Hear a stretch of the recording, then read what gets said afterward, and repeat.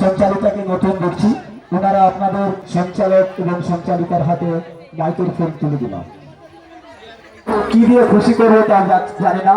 ক্লাবের পক্ষ থেকে 3 জন সদস্য 3 জনকে ফুলের তোড়া দিয়ে সম্বর্ধনা জানাচ্ছে।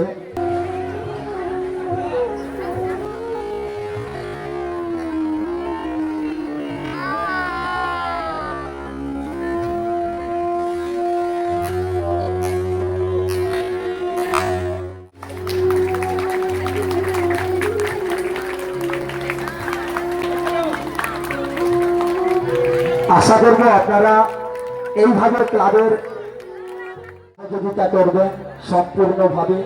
আগামী দিনে এর থেকে আরো যেন নতুনভাবে সজ্জিত করে আরো উন্নত ধরনের একটি অপেক্ষা 365 দিনের। প্রত্যেক বছরই আমাদের এই অপেক্ষা করতে ভালো লাগে, কারণ আমাদের জীবনে প্রত্যেক বছরই কিন্তু এই দিনটি ফিরে ফিরে আসে।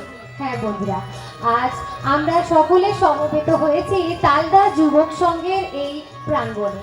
আজ আপনাদেরকে আমরা সুন্দর একটি স্বর্ণালী সন্ধ্যার সুন্দর একটি মুহূর্ত আপনাদেরকে উপহার দিতে চলেছি। নমস্কার, আমি কুহেলি। আজ এই তালদা যুবক সংঘের পরিচালনায় আমরা সকলে সমবেত হয়েছি আজ যুবক সংঘের এই প্রাঙ্গণে। দীপাবলির দীপালোকে দিব্যমান দীপশিখায় দীপ্তমান হোক সবার জীবন, এই কামনা নিয়ে শুরু করছি আজকের উষ্ণ শ্রদ্ধ স্নাত। হালকা বৃষ্টিও হয়েছে। কার্তিক সন্ধ্যার অনুষ্ঠান। আমি সৌম্য আজকের সঞ্চিত সঞ্চয়কে সঞ্চার করব সঞ্চালনার মধ্য দিয়ে। তা চলুন আপনাদের সেই উপেক্ষিত মনোজ্ঞ মনোরম নৃত্যানুষ্ঠান, যে নৃত্য অনুষ্ঠানে আপনারই বাড়ির কচিকাচারা বহুদিন ধরে অক্লান্ত পরিশ্রম করে নিজেদেরকে আজকে আপনাদের সামনে সুন্দরভাবে সাজিয়ে তুলেছে।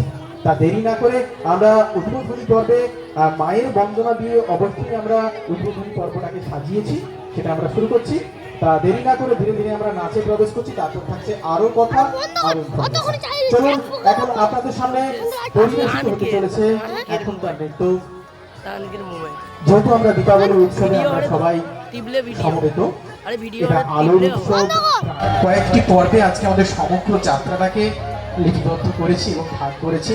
সেখানে কখনো থাকছে আপনাদের উদ্বোধনী পর্ব, কখনো থাকছে দেশাত্মবোধক এবং আরো আরো নানা ধরনের নাচের উপস্থাপনা। মা দুর্গা বা আদ্যাশক্তি হিন্দু ধর্মীয় ভাবনায় মা সর্বশক্তিময়ী রূপে দেখা যায়। জগৎজননী মা বিশ্বমাতা আরও সার্বজনীন ও আধ্যাত্মিক দৃষ্টিভঙ্গি, যেখানে মা হলেন সৃষ্টি ও করুণার উৎস। তুমি শক্তি, তুমি করুণা, নামেই মায়া স্বরে। তুমি ছাড়া ভুবন অন্ধ, তুমি আলো ধরা। তুমি ধ্যানের শান্ত স্বর, তুমি বেদে লেখা। তোমার চরণ ছুঁয়ে বাঁচি তব নামের তরে। তুমি জগৎ পালন করতে দয়ার বাধা স্বরে। এখনকার নিবেদন জয়ন্তী মঙ্গলা কালী। আমরা দিকে দিকে মন্ত্র উচ্চারিত হচ্ছে। এটি আমাদের জ্ঞান, ধারণা ও নৈতিক মূল্যবোধ গড়ে তোলে। পাঠ্যপুস্তকের মাধ্যমে আমরা নতুন বিষয়, বিজ্ঞান, গণিত, শিল্প, গল্প, কবিতা এবং চারিত্রিক শিক্ষার সঙ্গে পরিচিত হই। ছোটদের পাঠ্যপুস্তক থেকে শুধু বই নয়, এটি আমাদের জীবনের বন্ধু।